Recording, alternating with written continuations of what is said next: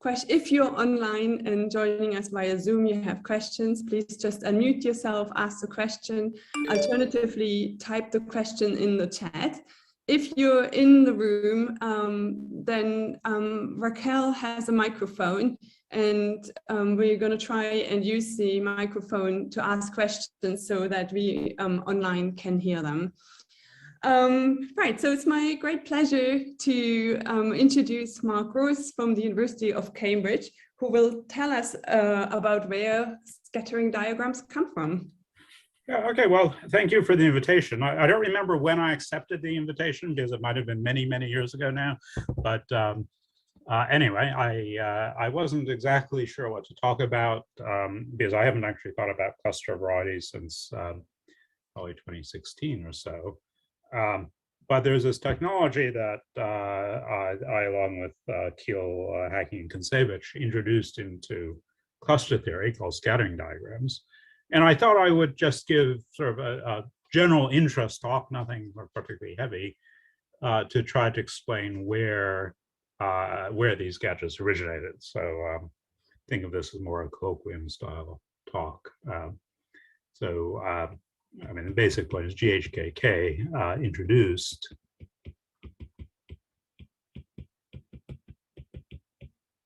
scattering diagrams into cluster theory. And I would like to explain the question, where did these come from?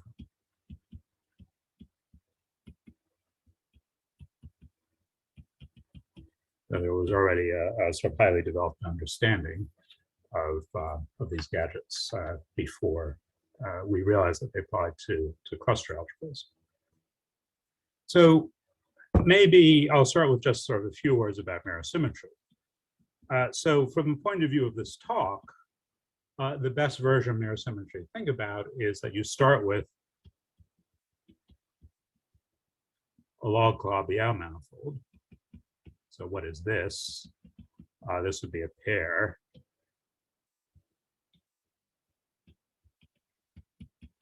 XD, where D is a non-singular, sorry, X is a non-singular projected variety, and D is a normal crossings divisor, a normal crossings. Sorry, Mark? Yeah. Could you try to write it a bit bigger so that yes, we can can see it? Yeah. Thank you. I can even, I believe,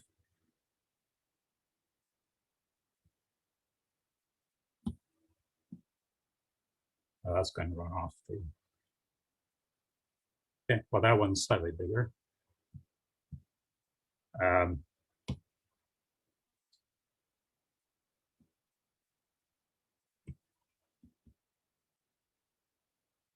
Okay, so D is a normal crossings divisor. And Kx plus D, or Kx equal to minus D. So Kx plus D is equal to 0. Or put another way, there exists a nowhere vanishing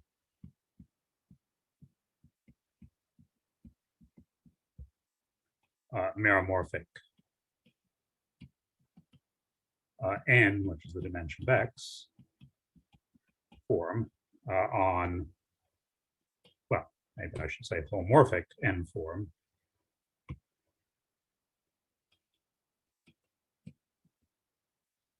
n form on x minus d with where simple poles, well, are exactly simple poles along d.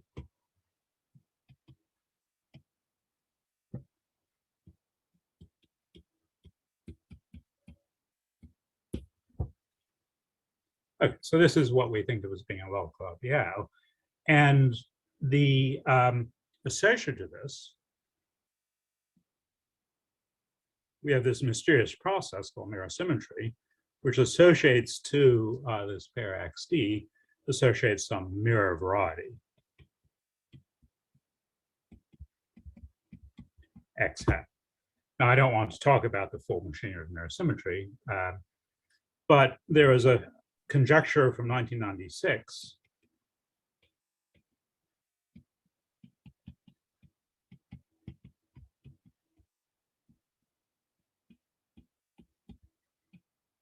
which suggests that X hat can be constructed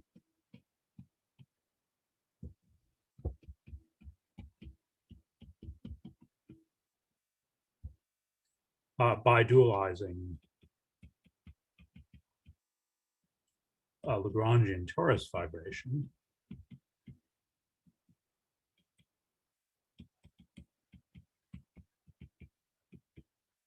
on X minus D. Okay, so again, there's a lot buried in this statement.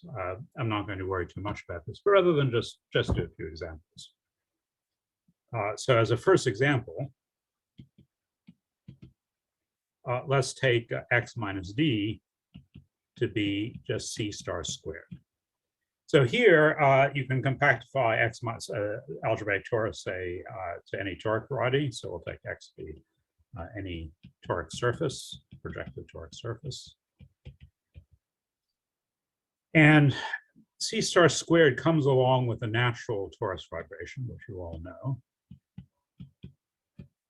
which is just given by taking a point with coordinates x, y to log absolute value of x, log absolute value of y.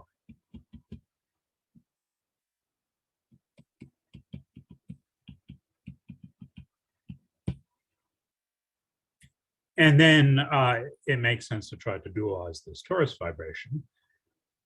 And what will that mean here? If we think of X minus D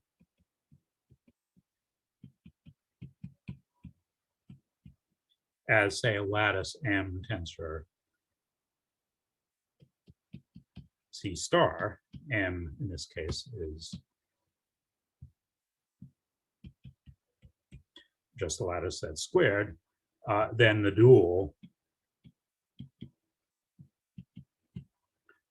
is X hat will be just N tensor ZC star, where N, of course, is as usual, is the dual of the lattice M. Okay, and this comes again with a T2 fibration, and one can make precise the sense in which these are dual.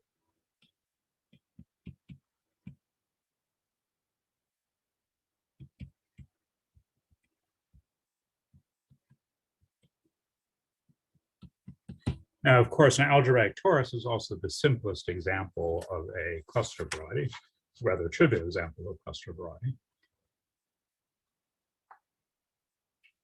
So let's now go to a slightly more interesting case. So in this example, there isn't really that much to say. So the next simplest case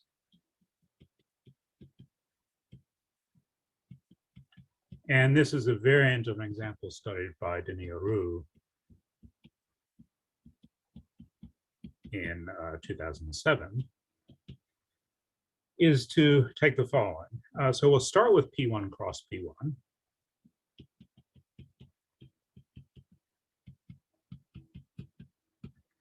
And think of this as a toric variety. So we have D sitting inside, let me call it D bar sitting inside there, the toric boundary.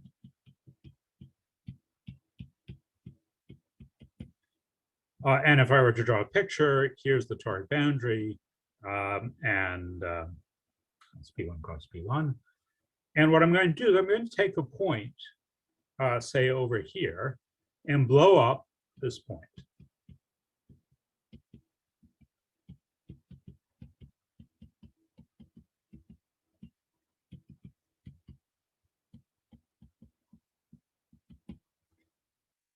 Okay, so in performing the blow up, I now get something that looks like this, and I'm going to draw the exceptional curve in red.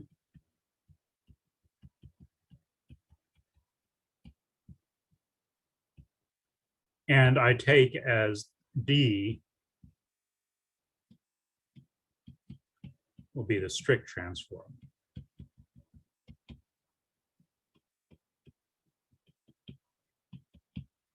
Of D bar. So in other words, D bar was this union of 4 P1s, the strict transform is still this union of 4p1, so it doesn't include the exceptional curve. Now, there is here a line that goes through the point we're blowing up, and the strict transform of that line becomes another p1, which only meets the boundary at one point. So this is the second simplest example of a cluster variety where it's actually obtained the interior x minus d is obtained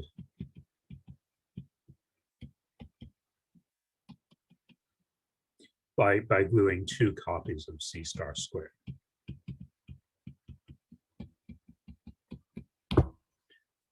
And via a standard cluster transformation. I won't let that down. Now, the topology of x minus d is a bit more complicated. It's not just a torus. So we have a slightly more complicated Lagrangian fibration. So it exists a T2 fibration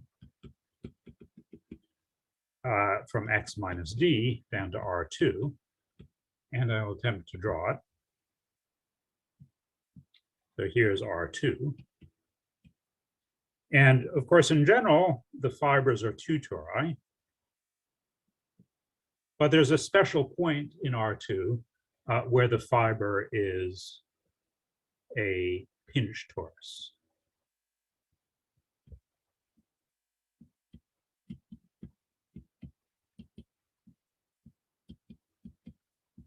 So this is the standard simplest degeneration of a two torus to a singular gadget. Now, you can ask, there's a bit more geometry hiding here, because you can ask, for example, in this picture, where are these two copies of P1? And it turns out that they give you, since we're moving in boundary, they actually become, of course, copies of C. And these give you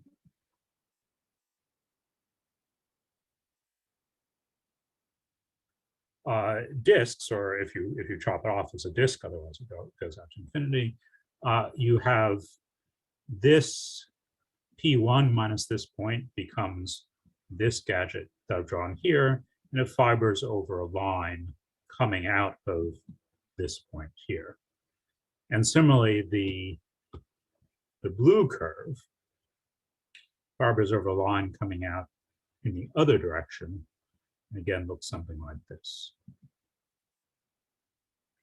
So these kinds of curves, these kinds of disks would only can exist inside x minus d if we have some interesting topology. C star squared has no interesting disks sitting inside it. Okay, so that is the fibration plus a little bit of how you can see some of the complex geometry of the original x minus d with regards to this fibration. So again, bear in mind, this is not an algebra geometric picture. This is genuinely symplectic geometry. These fibers are not algebraic, they're Lagrangian tori.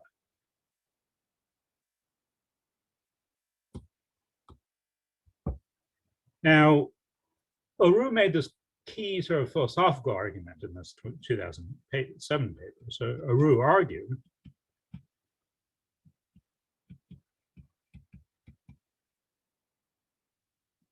that in this case, the correct mirror should be obtained by gluing together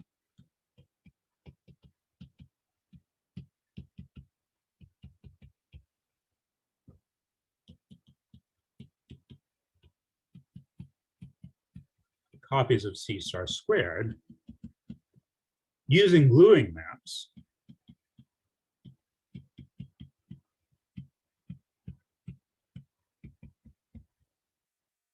given by counting homomorphic disks.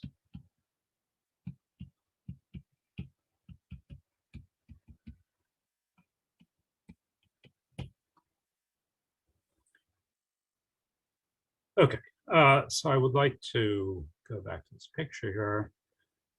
The idea roughly is if you're over on this side of the base of the fibration or over this side, the inverse image looks like some domain inside C star squared. But somehow the presence of these homomorphic disks and the presence of this this bad point here with the fiber singular tells you that a priori you don't have well-defined way of gluing kind of this region to this region. And Aru told us exactly how you should think about correcting. Now, morally, what's going on? So really, let me maybe give some color here. So let's think of this region here as being U1, and this region here as being U2. And let's give this a name. Let's say F is the fibration. So really, there are coordinates. There are holomorphic coordinates.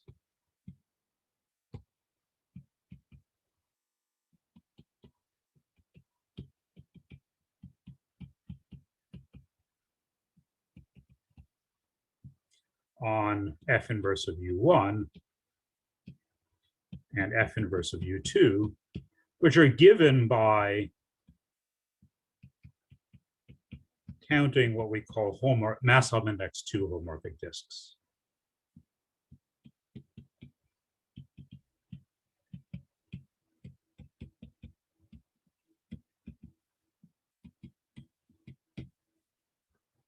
So these are holomorphic disks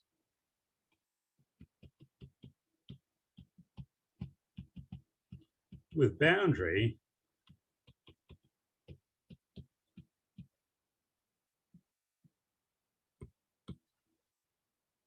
legible with boundary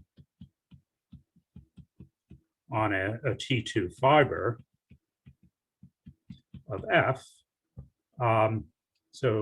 in X, which meet D at one point.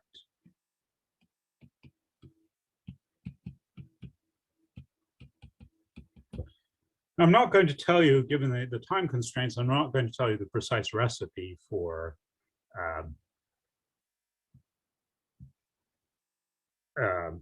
describing such disks.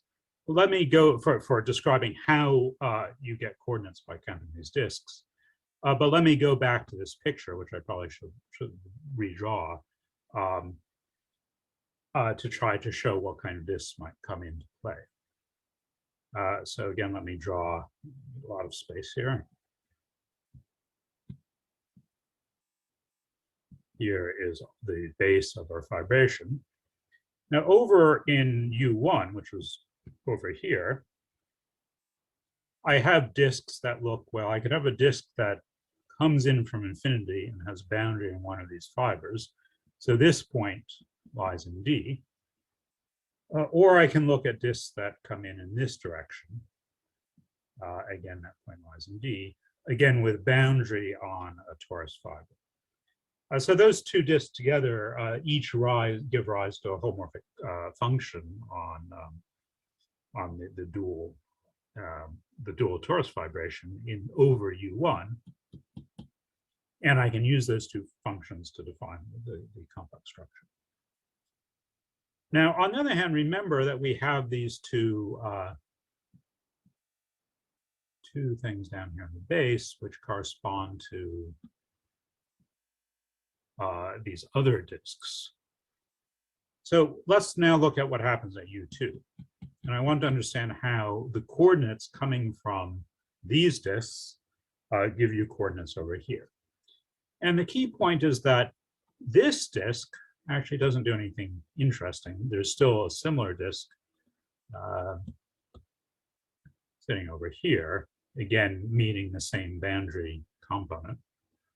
However, there are two ways of extending this disk. So method one is to just extend straight through to get a disk like that. Method two, and I better use a different color for this, is to extend this disk but glue it on to that disk we had sitting over this line segment and then going off in this direction. So in other words, we actually get two interesting mass-off index 2 disks, which contribute to some choice of homomorphic function on this side. So this discounting, and Aru gave a somewhat heuristic approach to understanding this, this discounting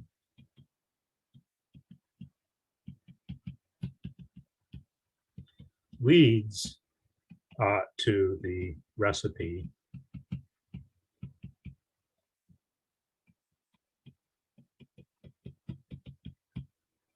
of constructing the mirror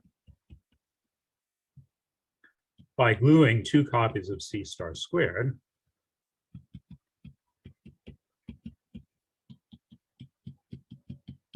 say with coordinates x and y via the map xy goes to y times 1 plus x. Sorry, goes to x and y times 1 plus x. Okay, the idea being that this disk, which just can be deformed as you deform the fiber, that disk leads to the variable x, and that doesn't change. But this disk on one side, which corresponded to the variable y, transforms to give you two disks, possible disks, one of which gives you again y, the other one, the green one, giving you x times y. So this is the source of the simplest cluster transformation.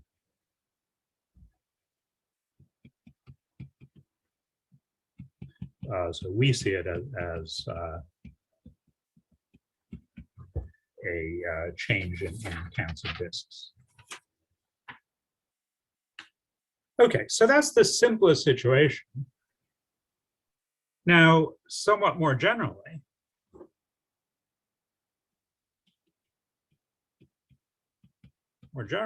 might have multiple singular fibers.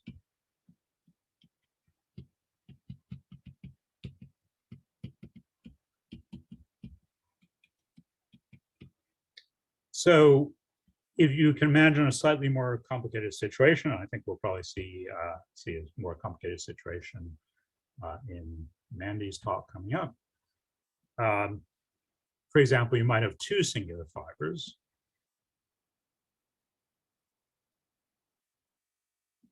Again, with the same type, the pinched torus. And as before,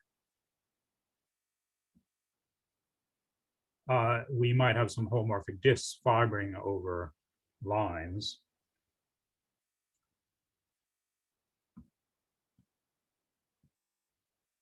Emanating from these singularities.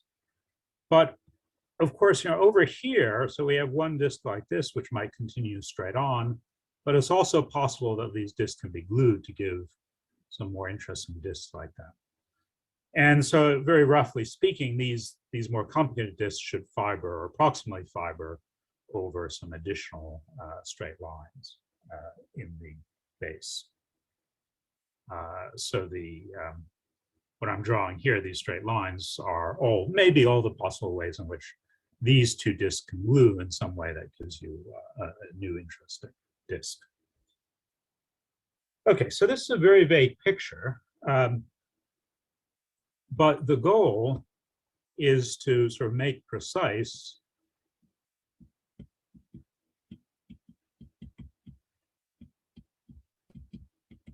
what is happening here.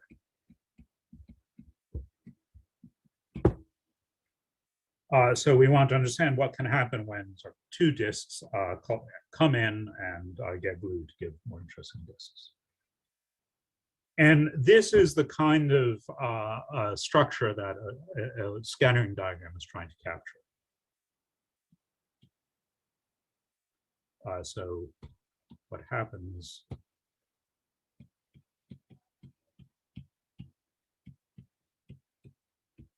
when two such disks are glued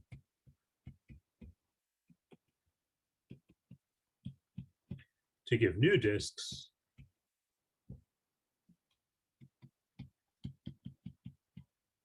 is captured by scattering diagrams. Now, scattering diagrams actually predate this work of LaRue. So this is Kontsevich Solomon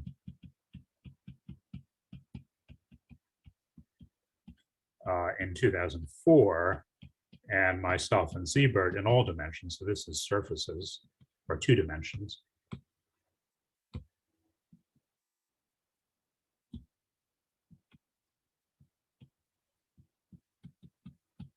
And Gross and Siebert in 2007 did all dimensions.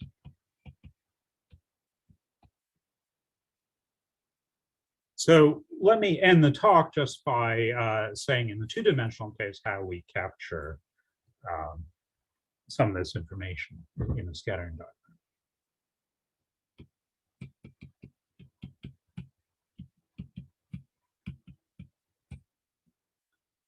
So let's fix R2, think of it as M tensor R, where M is at 2. That would be the base of our SYZ fibration. We define a wall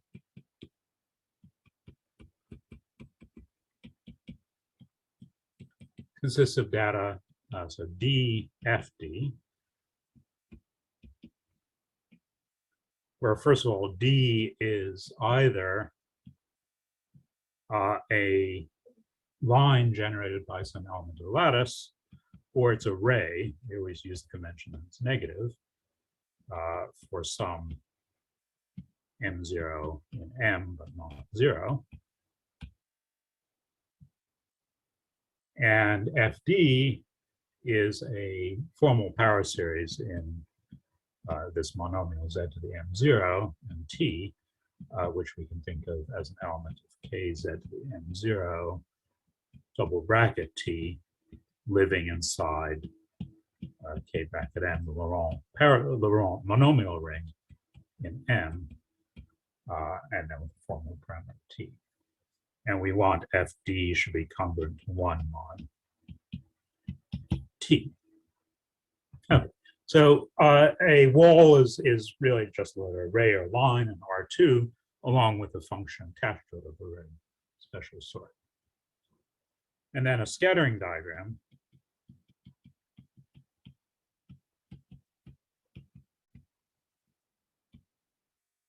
D is a collection of walls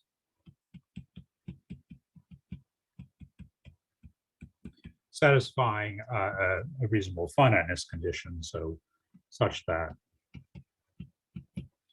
dk, which is the set of all dfd in D, such that fd is not congruent to 1 odd t to the k, that this set should be finite. So we don't assume that scattering diagrams are finite, but mod any power of t, most of the functions are 1. Okay, so given a scattering diagram, which I'll draw as just a collection of rays, and given a path, let's take it to be a loop, gamma, we get a path order product. So D is the collection of walls I've drawn. We have the path ordered product.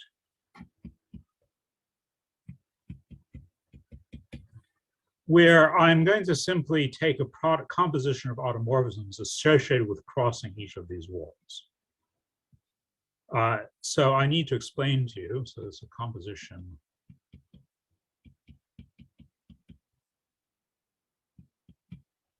of wall crossing automorphisms in order of the walls cross in the same order, in the order dictated by gamma, I'm just saying.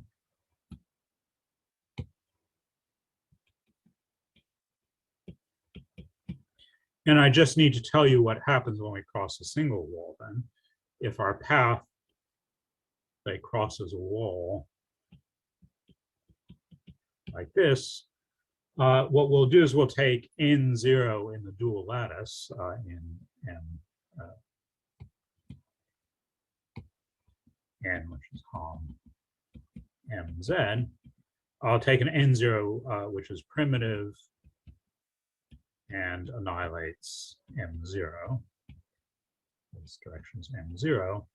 And I'll take n0 to be negative in the region gamma goes into and positive there.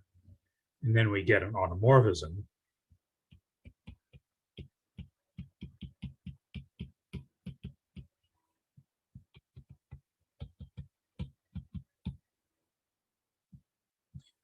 Z to the m goes to Z to the m times fd raised to the power m n0 of k bracket m double brackets t.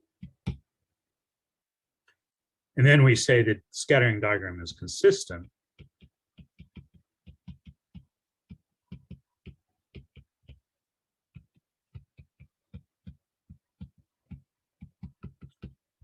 if theta gamma d is the identity for all loops gamma. So let me just end by saying a couple points. First of all, Kontsevich and Sobelman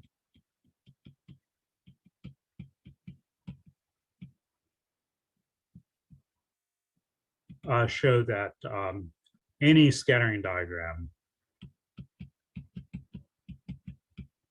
again, this is 4, every scattering diagram can be extended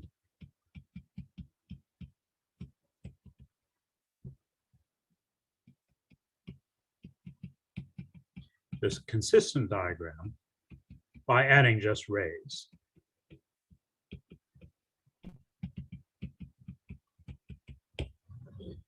And this is for those of you who have experience with the cluster case. This is something, one of the crucial constructions for generating scattering diagrams for cluster problems. And then the other point I want to make is, at least in the two-dimensional case, this is 2008, we gave an enumerative interpretation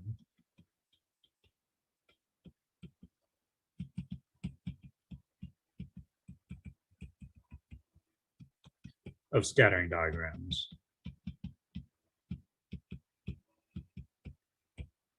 Making connection with the Roos point of view.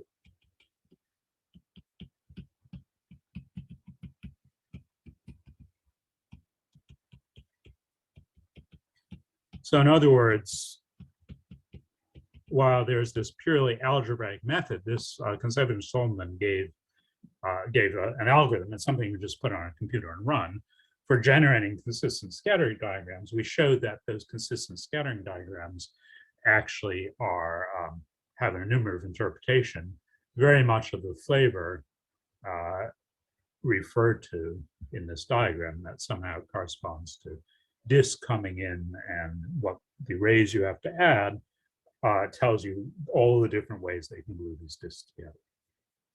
So this has not been proved as a symplectic geometry level, but one can reinterpret these statements in sort of more traditional Grove-Witten theory and get some precise results. And I think that in the next talk, we'll see more symplectic point of view on this. So I'll stop there. Thank you very much, Mark, for this very beautiful talk. Yeah.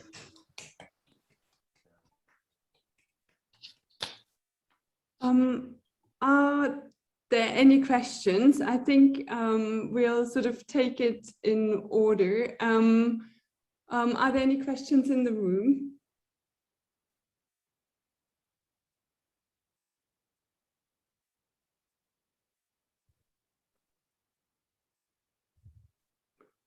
Maybe in the chat.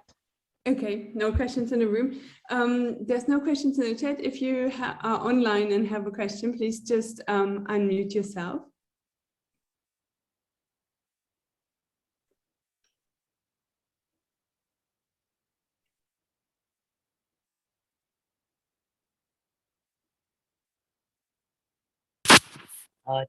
Wonderful talk, Mark. Wonderful talk, Mark. Yeah. I wanted to ask, I was trying to better understand how the Aru point of view connects up with the scattering diagram point of view. And I realized that would be a long topic, but can you just at least briefly say how the example you had with the two singularities and the pinched torus, like what would that look like if you converted it to a scattering diagram? Right. So the simplest example, and not quite sure if this might be in Mandy's talks. I don't want to steal too much of that. But if you take, for example, if we juiced up the example I did by blowing up 2 points instead of 1 point, this would produce an example with two such singular fibers. And in that case, essentially what happens is that we end up with a picture where we have these initial lines coming out of the points over which the singular fibers lie. And then there's one additional ray that comes out here. So essentially the functions attached to these rays just encode the account of the disks I drew and actually multiple covers of those disks. But that's what gives rise to these functions like 1 plus y and 1 plus x. Actually, I'm using the wrong convention here for this, x inverse, y inverse. And then coming out of here, again, maybe I should put a t. So these are lines, and then the one extra ray you have to add is going to look like that. And okay. This corresponds to a very explicit curve in here, which I think would look something like that. Thank you. So then that first example that you mentioned, even before that one, would have been A1 or A1 cross A1, as opposed to? When we have just one singularity, I guess that's, is that A1? I think that's A1. Okay, thank you. I mean, plus the frozen variables.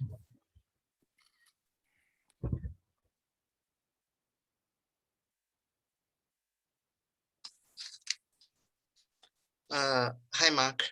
Hi. So I want to ask two maybe naive geometric questions. So the first one is concerning the scattering diagram. So we know there's a very special work cross in the DT transformation that you go from the positive to the negative chamber.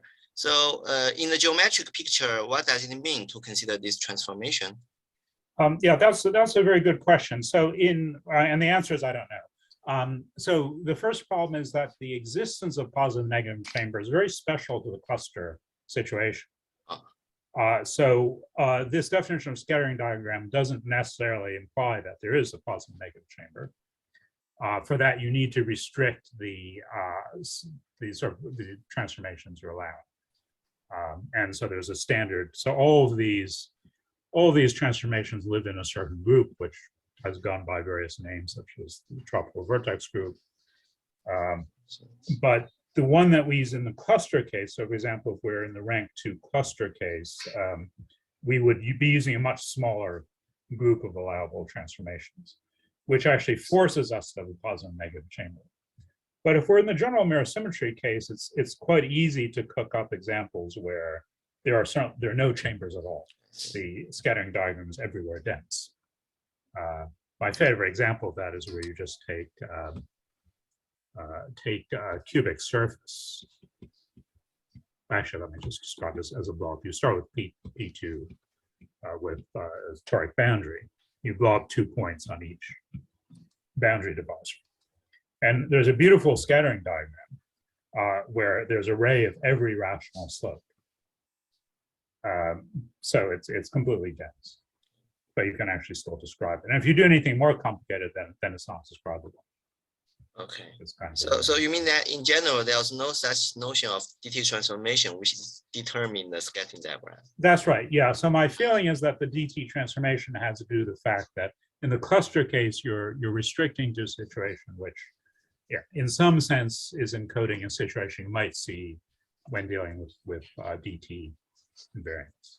I see. But more generally, that's not the case. Okay, so I have a second question is about, I mean, does it make sense or does it worth the effort to think of the quantum scattering diagram? I mean, for class algebra people, it's a natural question, but I don't know for geometric people, does it make sense to think of the quantum? Right, yeah, no, that's also a good question. The answer there is, at least in 2 dimensions, it is interesting. And there's an enumerative interpretation in 2 dimensions that's due to Bousseau, Perry Bousseau in his thesis. So quantum version is due to Bousseau. And what he found, so in the original work of myself and Ponder, Ponde, and Siebert, we gave a genus 0 interpretation for what's happening in the scattering diagram. And what Bousseau showed, he actually proved a conjecture of ours, which I must confess I didn't believe, that the quantum version actually captures some higher genus invariance. So that's some very special higher genus invariance. Yeah, so the answer is yes, and it is interesting. Thanks.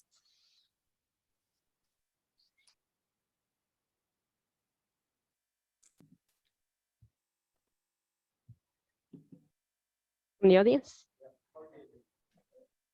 Right. Sorry, a bit. Hi, Mark. Thank you for the talk. I have a question with respect to the consistency of this scattering diagram that you have here, this last example. How you check consistency? I mean, in the case that you have dense many walls. Well, okay, so, of course, it's, the point of that finiteness condition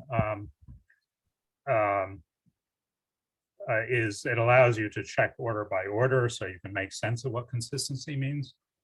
But of course, checking is difficult. I mean, there's some simple examples that have been checked, but generally it's hard. I mean, the structure of these scattering diagrams can be immensely complicated. And for example, even if you look at the scattering diagram corresponding to the exchange matrix 0, 3, minus 3, 0, or the quiver with the 3 Kronecker quiver, that scattering diagram, we don't know everything about it. We don't know what all the functions are, but there's a region where the rays are dense. I'm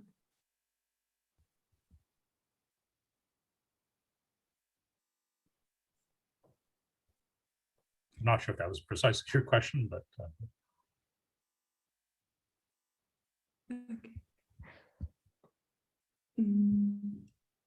Okay. Are there any other questions? I don't see any online. And Raquel?